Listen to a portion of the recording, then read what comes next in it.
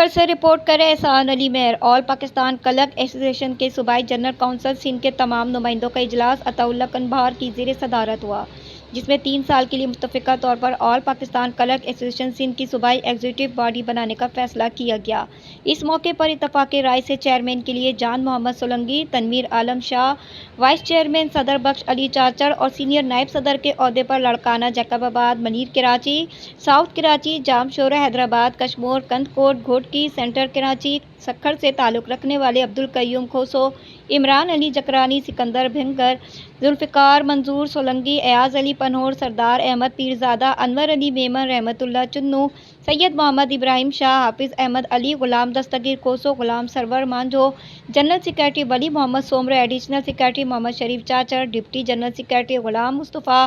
جمالی، joint secretary Noor Muhammad Khoso, information secretary Nisar Ahmed Khoso, deputy information secretary Qurban Ali Rajpur, press secretary Anees Hussain Abbasi, deputy press secretary Zaheer Ahmed Solangi, Lal Bux Pathan, media coordinator Shakir Ali, office secretary Zahid Hussain Sindhoro اور finance secretary سمن علی چاچڑ کو منتخب کیا گیا۔ سندھ کی صوبائی ایگزیکٹو باڈی کی منظوری آل پاکستان کلرک ایسوسی ایشن کے مرکزی صدر فضل غفار خان پاشا کے جاری کردہ نوٹیفکیشن کے مطابق دی گئی۔